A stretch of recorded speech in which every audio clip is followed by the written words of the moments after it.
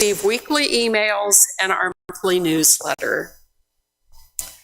Before we continue on to worship, there are several announcements. From Joe Burnham. Joe says, "Good morning. Hello, everyone. Don't forget to feed me. Please help us keep families and pets together by donating any amount you can spare today. $1 buys a lot, $5 even more of food for the animals. Thank you all for your support. On behalf of Don't Forget to Feed Me."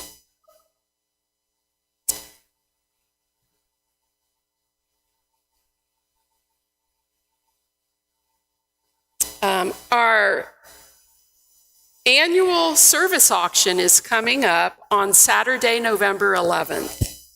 This is our fun event of the year and a great fundraiser for the church.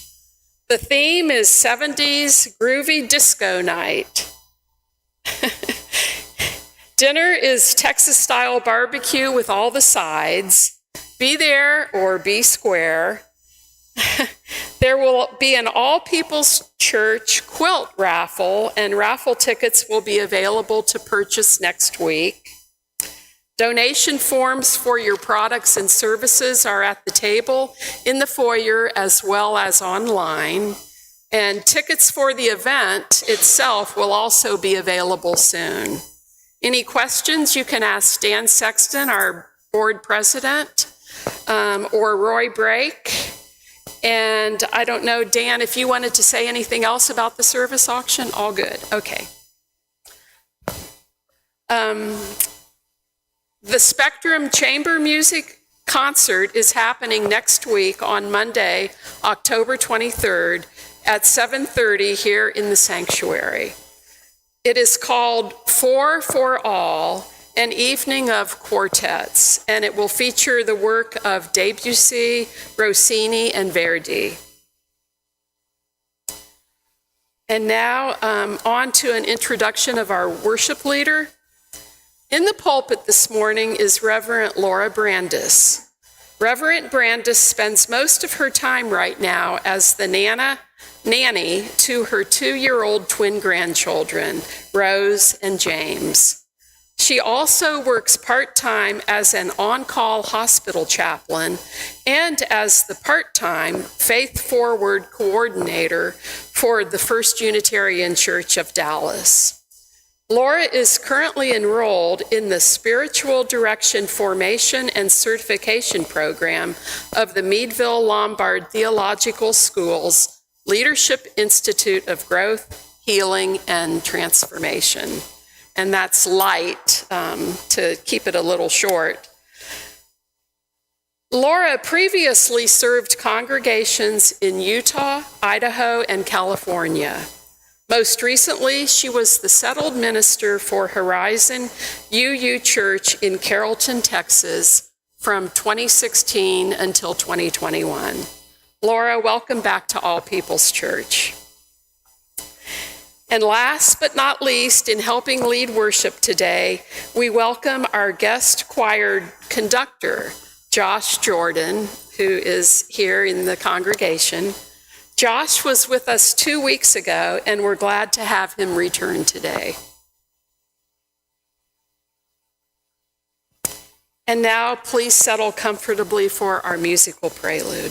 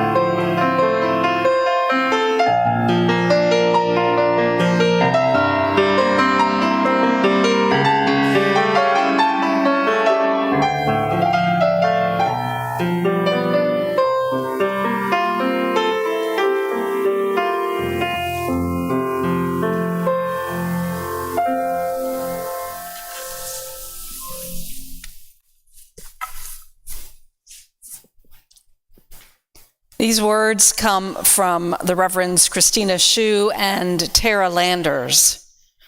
We welcome the ancestors.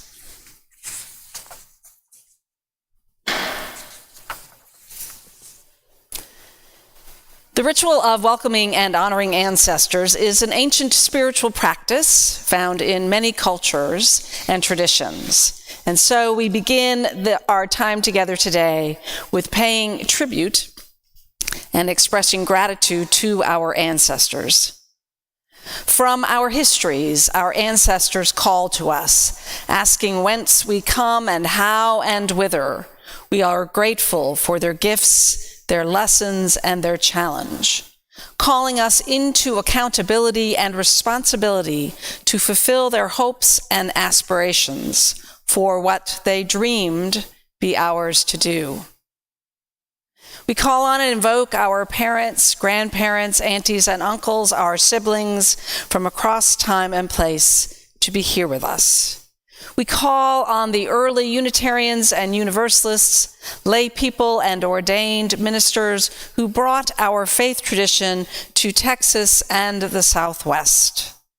We call on the ancestors of All People's Church, Unitarian, Universalist, who built, grew, and dreamed this church and this community into being.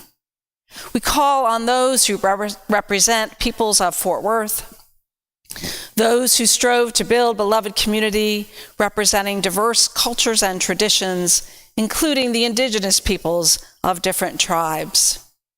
We call upon our activist ancestors, those who struggled for justice, freedom, and liberation of all people, who challenge us to honor the fullness of each and every human being.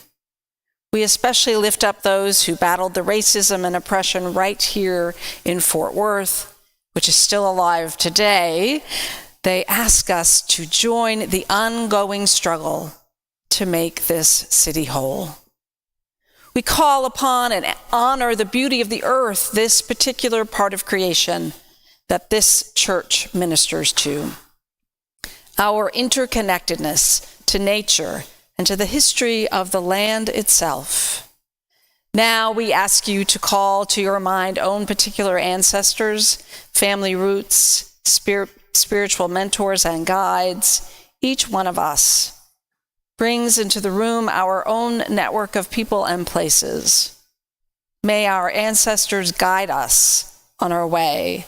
May they bless this space and time and the work we are called to do. Come, let us worship together.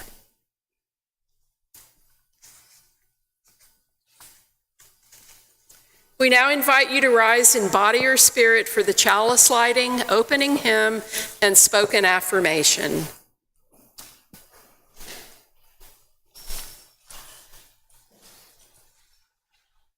May we be reminded here of our highest aspirations and inspired to bring our gifts of love and service to the altar of humanity. May we know once again that we are not isolated beings, but connected in mystery and miracle to the universe, to this community, and to each other. Now, please join in singing our opening hymn, which is the hymn of the month for October, number 346, Come Sing a Song with Me.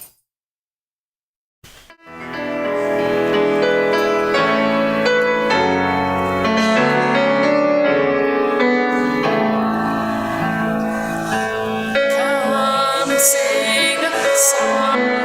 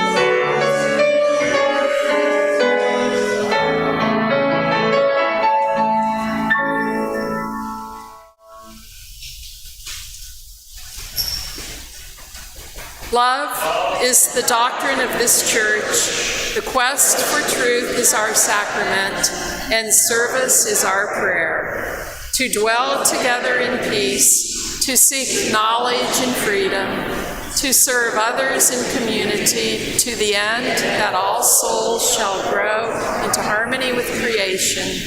Thus do we covenant with one another. Please be seated.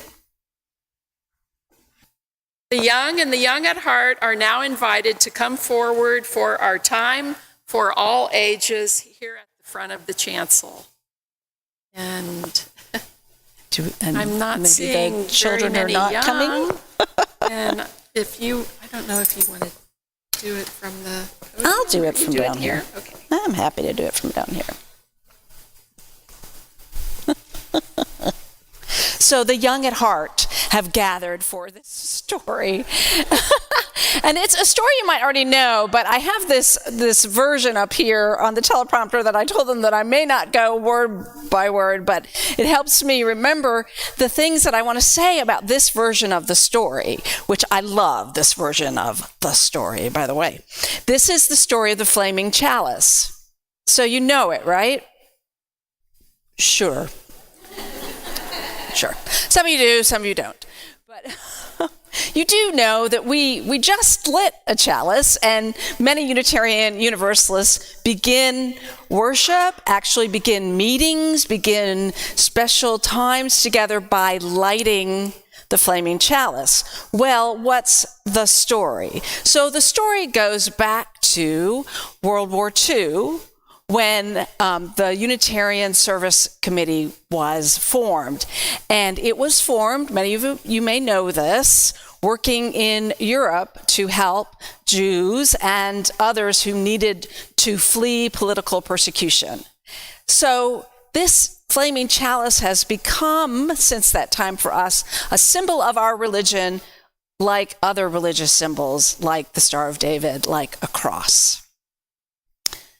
But before it was that, it was a symbol of the Unitarian Service Committee. Reverend Joy was the head of this newly formed organization and was in Portugal helping to get people out of these countries where they were being persecuted.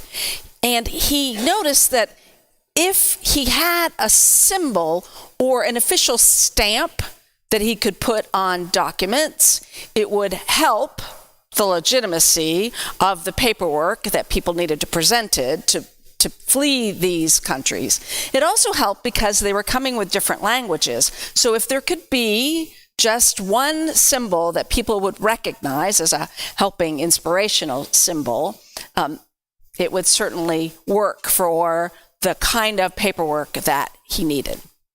He was in charge of a whole secret group of agents and messengers, and they needed a way to communicate with this symbol that would make them know that they were safe.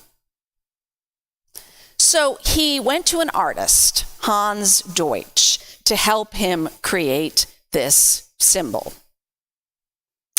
And Hans Deutsch, yes, thank you for the prompters. Now they're going really fast because I've skipped ahead. But this is where it gets good. Hans Deutsch had escaped from the Nazis in Paris, where he was in danger because he grew cartoons showing people how evil the Nazis were. So Reverend Joy asked him to create this symbol for the Unitarian Service Committee for their papers to look important. So he went back to an ancient symbol from Czechoslovakia, this chalice with the flame in it. And what Reverend Joy and what Hans Deutsch saw in this ancient symbol from Czechoslovakia was a healing cup. And then the flame represented the passion of service and helping.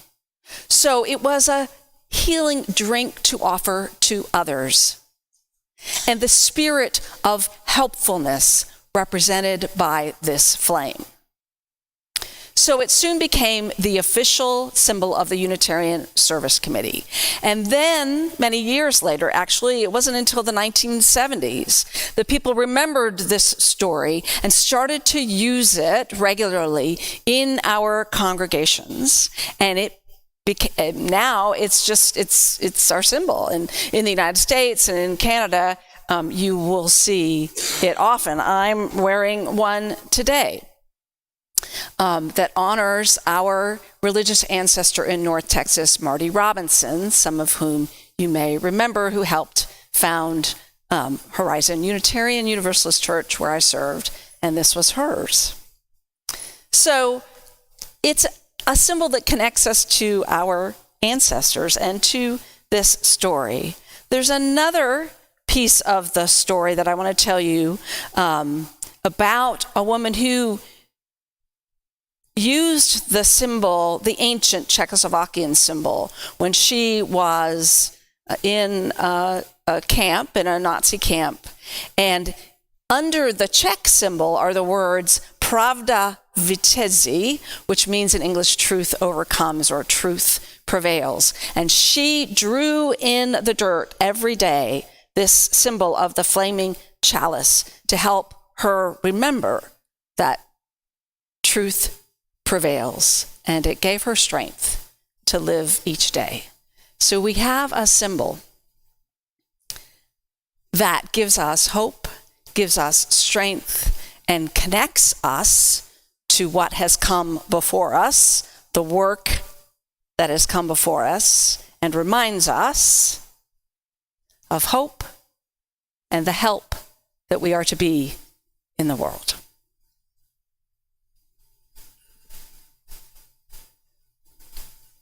Thank you, Laura. We'll sing our recessional number 414 as we leave this friendly place.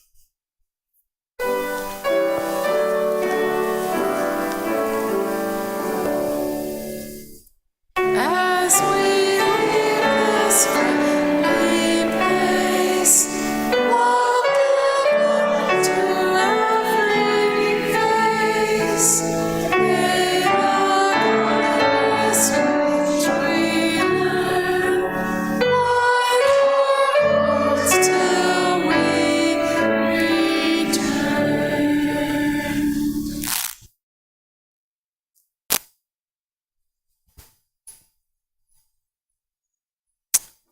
For the gifts which we receive and the gifts which we ourselves are, may we be truly grateful. May we be committed to using these gifts to make a difference in the world, to increase love and justice, to decrease hatred and oppression, to expand beloved community, to share and to keep sharing. Your contributions will benefit the missions of our church, as well as an outreach to the larger community by sharing the undesignated cash offerings that are collected each week. We do this on a quarterly basis for a nonprofit or a charitable organization. Our current Share the Plate recipient is called Jane's Due Process. And from their website, the mission of Jane's Due Process is to help young people in Texas navigate parental consent laws and abortion bans to confidentially access reproductive services. The offering will now be gratefully received.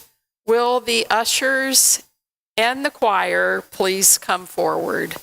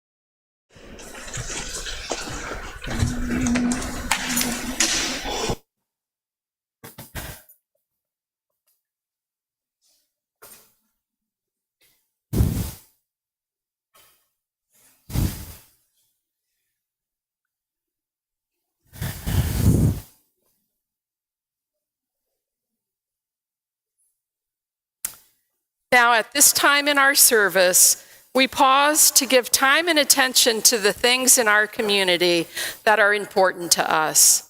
We gather here for healing and for peace in our hearts, and to acknowledge the shared stories and the news from the congregation.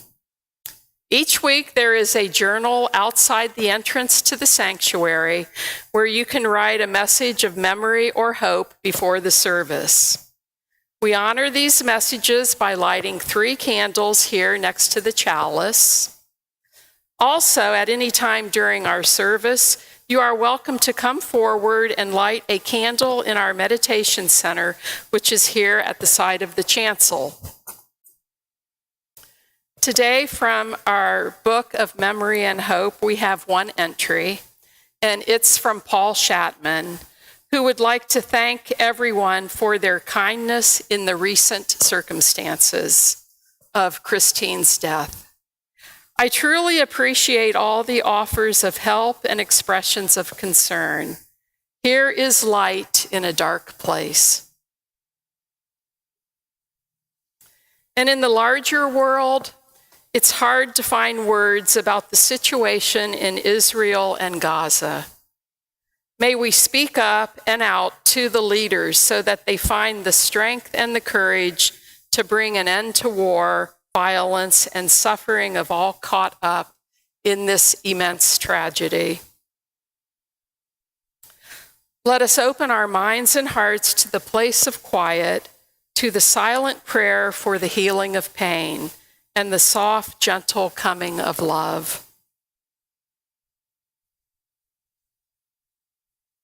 Please now settle comfortably and pause for a few moments of quiet meditation to hold and to uplift the sorrows and the celebrations, both spoken and unspoken among us. And then Misha will lift our hearts with music.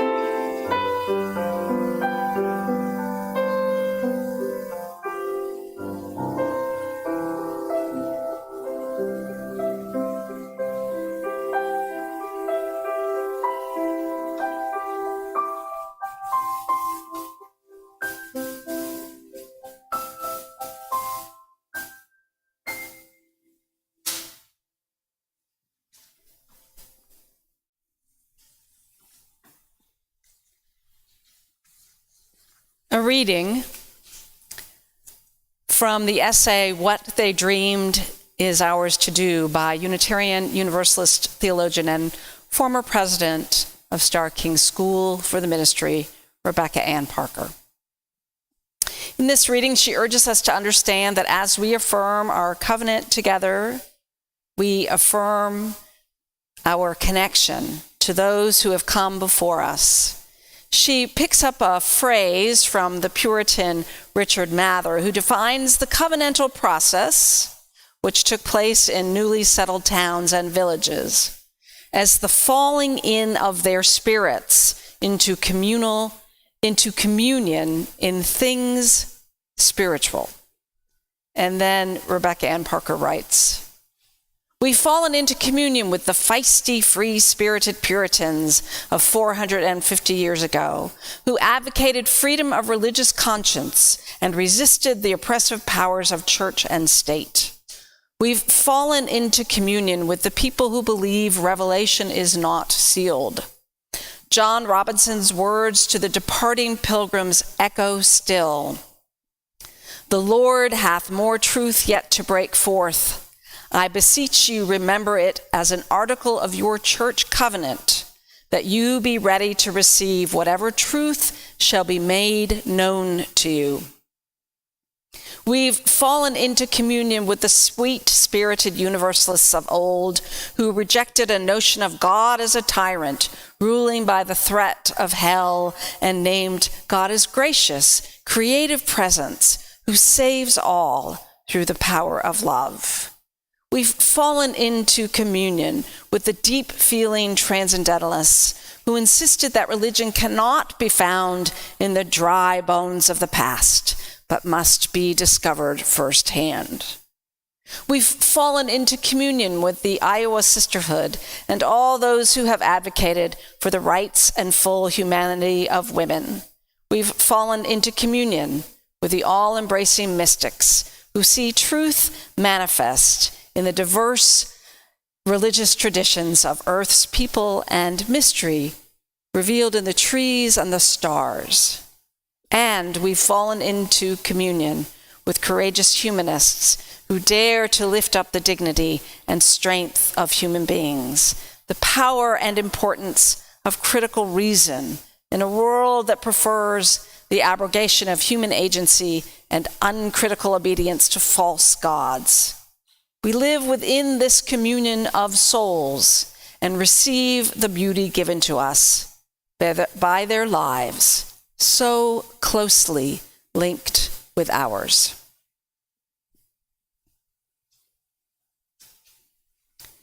The words of Rebecca Ann Parker. Texas Governor Greg Abbott called for Texas churches to declare October 15th School Choice Sunday and urged us, to promote school choice from the pulpit. I will not be doing that today.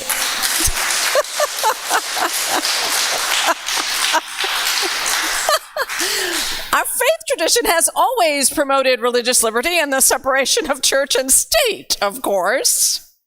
And I want to tell you, we're not alone in this in Texas. It would be tempting on a Sunday that I want to honor our religious ancestors to say how much better we are than those other Texas churches who might be preaching this, but it wouldn't be true. I want to tell you that the Texas Baptist General Conference recently stated, this is a quote, "It is out of bounds for any representative of the government to co-opt a Sunday morning time of worship. A government's request for churches to join a legislative agenda violates the conscience concerning religious liberty and the separation of church and state." That's the Texas General Baptist Conference. It's nice to know we are not alone. It is good to remember that our religious ancestors created us for moments like these. It is also good to remember that not all of our religious ancestors were heroes. When we invoke the ancestors, we have to be willing to understand that we are part of a covenantal community of resistance to oppression. This is true. It is also important for us to understand that we have also inherited a broken covenant, damaged by extreme individualism and short-sighted economic self-interest. But first, because it's October, a ghost story. Several years ago, when I served as the ministerial intern at Horizon UU Church, something I did before I was their called minister, this is what happened. It was November 1st, All Saints' Day. The altar was decorated with traditional Dia de los Muertos, painted skeletons and flowers for the dead. The worship associate had taped a set of clay skeletons across the front of the altar space. Now, I want you to know that I understand we have to be careful about borrowing from someone else's culture, but this was many, many years ago, and the church has gotten better about that. So I began the sermon with these words.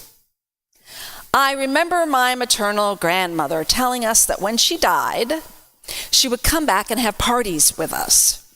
Now, as much as I love my Nana and knew how much fun she was to be around when she was alive, I was terrified of her returning as some sort of ghostly party animal. I was 17 when she did die, and by that time, I had realized she was just teasing us. There was no such thing as ghosts. Years later, when I participated in building an ofrenda, an altar to welcome back the souls of the dead, I thought of my grandmother telling us she would knock on the walls to let us know she was there. Now, celebrating El Dia de los Muertos is not my tradition. It's not part of my culture. But I was invited into it by a friend of mine, and we were building this altar together. Her great-grandparents fled the Mexican Revolution to make their home across the border in Texas. And so I was really grateful to be invited into the tradition. I had photos of my grandmother and my great-grandmother and a plate that my great-grandmother had made. We adorned the altar with traditional decorations. And we also had water and pan de muerto. And, sometimes you include alcohol because apparently your relatives would like a little sip. But even that didn't entice my grandmother. She did not show up for that. So it was at this point in the sermon when we heard a loud ripping noise. The tape gave way, and one by one, the strung together skeletons dropped to the floor. There was stunned silence. And then people started laughing. And I said, apparently my grandmother has decided to show up today. And then I said, in a way, my grandmother did show up, in the way that psychologist and Unitarian Universalist Mary Pfeiffer tells us, that so many show up and are with us, sitting in quiet, holy moments. If only we would notice. We can be quiet and see our worlds collide. She writes, the old become young again. The children grow up and have new children. The dead return to hike and fish with us. Our grandchildren go crawling into the laps of our great-grandparents. We are all at the table. Invoking the ancestors is also not one of my traditions. And yet I have seen it becoming more common in Unitarian Universalist practice. It is not yet one of my practiced rituals, but this invitation makes me want to learn how to participate. And so when the Reverends Christina Schuh and Tara Landers created this ritual many years ago, they acknowledge it as an ancient spiritual practice from many cultures and traditions. They ask, whence we come, and how and whither. What do we come from? Who are the ancestors, both personally and in our faith? We are grateful for the gifts, their lessons, and their challenges. They call us into accountability and responsibility to fulfill their hopes and aspirations.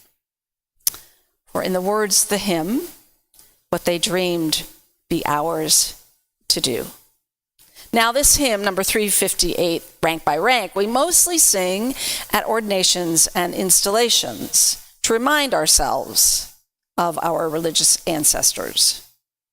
And we are reminded that we are held accountable by this cloud of witnesses that have gone on before us. It is good to be reminded of the dreams of our ancestors. It is good, especially now, when there's so much work to be done.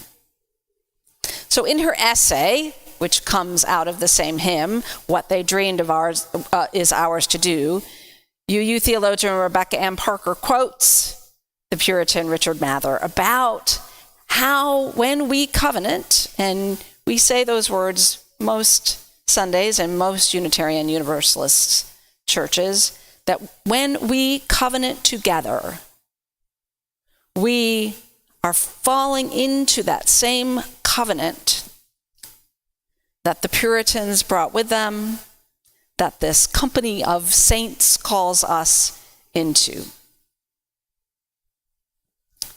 By our acts of worshiping in a Unitarian Universalist congregation, structuring our life together to give room for the experience, voice, and vote of each person, and joining together to resist injustice, our spirits have fallen into communion. And I have a list of some of those people, some of the free-spirited people that we fall into communion with. It is a list of the Transcendentalists, the Iowa Sisterhood, and the Humanists. And I want to lift up these names this morning as a way of calling in those ancestors. This is our communion of saints. Universalists John Murray, Caleb Rich, and Mary Livermore. Unitarians William Ellery Channing, James Luther Adams, and Julia Ward Howe. Transcendentalists Ralph Waldo Emerson, Margaret Fuller, Henry David Thoreau, and Theodore Parker. Members of the Iowa Sisterhood, Mary Safford, Eleanor Gordon, and Florence Buck. Ethelred Brown, an early Black Unitarian minister who struggled for recognition, and Louis McGee, called the Black pioneer in a white denomination. Olympia Brown, the first woman to be ordained with full ministerial standing to be recognized by any denomination. Humanists John Hassler Dietrich and Curtis Reese. And because this is a Sunday we're supposed to be preaching about school choice, I'd like to remember education reformer Horace Mann and Elizabeth Palmer Peabody, who introduced kindergarten to the United States in the 19th century. And if some of those names are unfamiliar to you, I know you have a great library here. Of course, we have the internet. Find out who our ancestors are. Now, there are other names on that list that we do not name. Those, and there were them, who opposed women in ministry. Those who supported the Fugitive Slave Act. Those who supported segregation. Those who had a role in Indian boarding schools.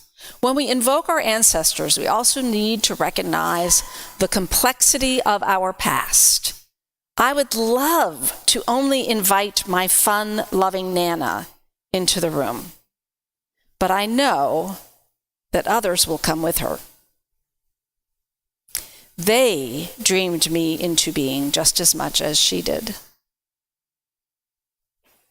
We are held accountable by all who have come before me. I, personally, am held accountable by all who have come before me in my family and in my chosen faith. I am called to heal all that has come before me in my family and in my chosen faith. Rebecca Parker writes, "It will take courage to do this. It will take spiritual stamina and strength.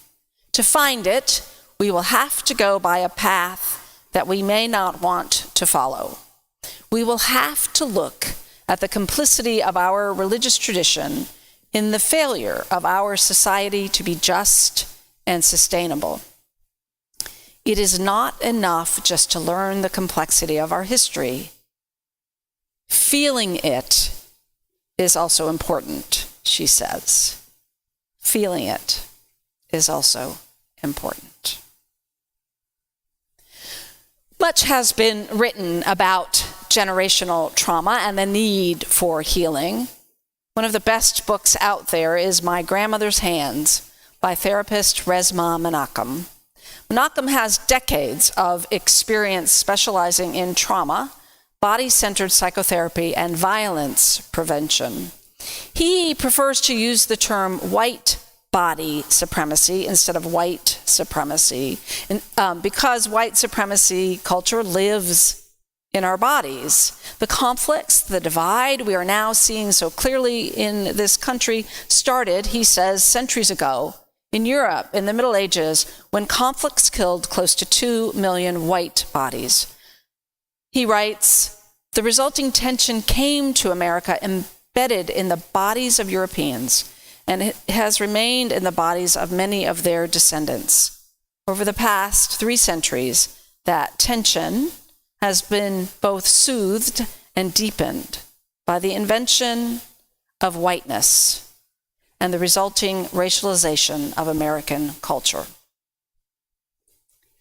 There are those among us, me included, who are beginning to understand the lies we have been told about our history. It is very much like an abusive family that keeps the secrets, minimizes the pain, and punishes anyone who dares to tell the truth." In healing from the trauma of an abusive family, it isn't enough just to talk about it. Memories need to be retrieved and bodies need to be healed. When healing the conflict in this country, Resmaa Menakem writes, we need to begin not with guilt or blame, but with bodies. Feeling it is also important. Menakem defines trauma as our body's response to anything that it experiences as too much, too soon, or too fast. It is a way for our bodies to make sense of an event and to protect us from future danger. Our vagus nerve, what Menakem calls the soul nerve, and our lizard brain work together to embed a trauma response, which can then be triggered by future events. He calls it the soul nerve because it connects directly to that part of our brain that doesn't use reasoning to respond to the world. A trauma response is a deep body response that is beyond thought. Our bodies often repeat traumatic responses in order to get past the original response of fight, flight, or freeze. If the body can have a different response this time, it would create healing. When this doesn't happen, trauma strategies get passed from one generation to the next and become a part of the culture. Recent research suggests that trauma is even passed on in our DNA. Now, Resmaa Menakem's expertise is centered in his experience as an African American man, and he specializes in the effects of trauma on the human body and the relationship between trauma, white body supremacy, and racism in America. But when we hear his definitions of trauma and generational trauma and that it can be passed in DNA, I can't help but think about generational trauma in the ongoing conflict we see between Israel and Palestine. Now, I know the violence of the past week weighs heavy on our hearts and minds. the violence of the past week, the lives lost, the utter disregard for what connects us as human beings, makes a governor's call for school choice Sunday seem rather petty and small, doesn't it?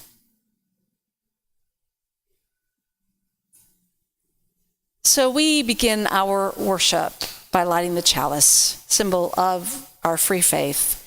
And I shared the story, the version of the story of the origin of this symbol, written by educator Noreen Kimball. And I love her version because it calls the chalice a healing cup. And the artist who created it borrowed it from an ancient symbol in Czechoslovakia. A cup used for healing, and a flame to represent a spirit of helpfulness and sacrifice.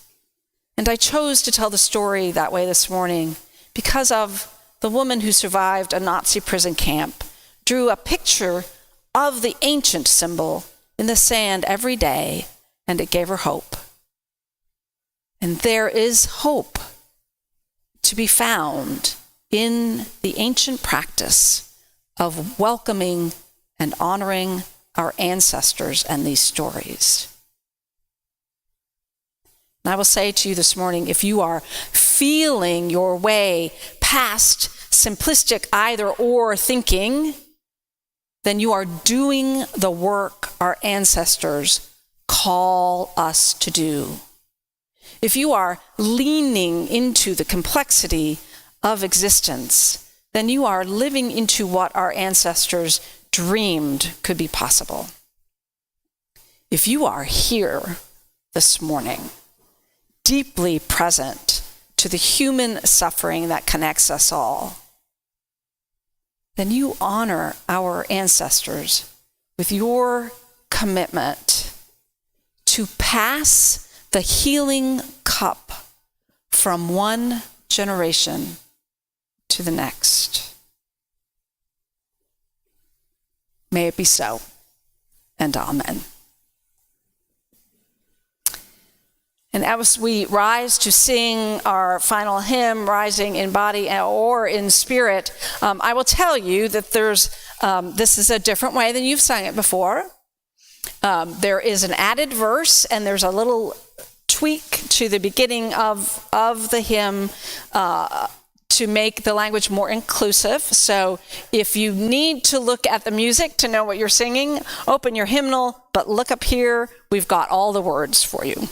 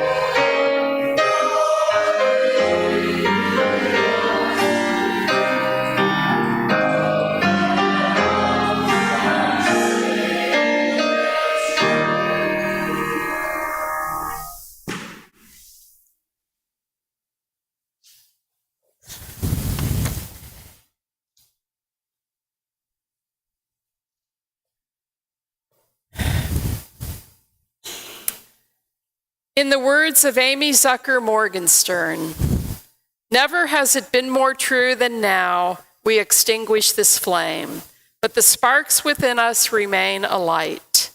From each of us in our supposed solitude, the signals buzz and hum, sparkling through space one to another, connecting us invisibly but palpably. We are one, and from every window our light shines. Are you comfortable holding hands? But before you do that, I have instructions. So take a look at your left hand. See in it the strength that you receive from your ancestors. See within it the will to get things done. And in your right hand, see the weakness that comes to you as well. The detractors, the doubters, the naysayers, the questioners of democracy. Put your left hand with all its strength into the right hand of your neighbor with all their weakness. And in your right hand, receiving the strength from your neighbor, this is how we come together as the covenantal community with our strengths and our weaknesses, but together we are up to the work. Go in peace, blessed be, and amen.